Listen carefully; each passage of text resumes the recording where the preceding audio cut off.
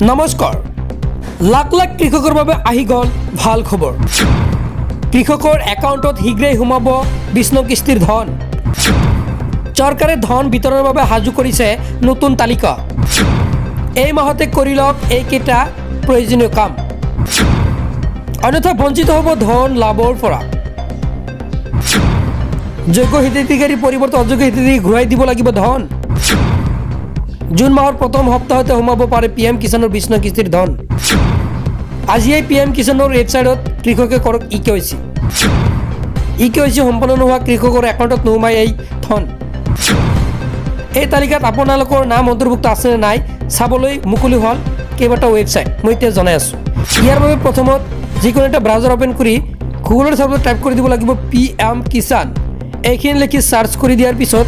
একেবাৰে ওপৰত যিটো ৱেবছাইট লিংক আহিব জাষ্ট এই লিংকটোত ক্লিক কৰি দিব লাগিব লিংকটোত ক্লিক কৰি দিয়াৰ লগে লগে পিএম কিষাণ যিটো সুমান নিধি ৱেবছাইট আছে ৱেবছাইটটো এনেকৈ খোল খাই যাব এতিয়া স্ক্ৰল ডাউন কৰি তলত আহিব এনে চাওক ফাৰ্মাৰ কৰ্ণাৰৰ ইয়াত বহুত কেইটা অপশ্যন আছে ইকেৱাইচি নিউ ফাৰ্মাৰ ৰেজিষ্ট্ৰেশ্যন তলত চাব ইয়াতে লিখা আছে বেনিফিচিয়াৰী লিষ্ট য'ত বেনিফিচিয়াৰী লিষ্ট লিখা থাকিব তাতে ক্লিক কৰিব লাগিব ক্লিক কৰি দিয়াৰ লগে লগে ইয়াতে সিলেক্ট অপশ্যন পাব ষ্টেটটো আসাম সিলেক্ট কৰি দিব লাগিব তাৰপিছত ডিষ্ট্ৰিক্টৰ নাম সিলেক্ট কৰি দিব লাগিব তাৰপিছত সাব ডিষ্ট্ৰিক্টৰ নাম সিলেক্ট কৰি দিব লাগিব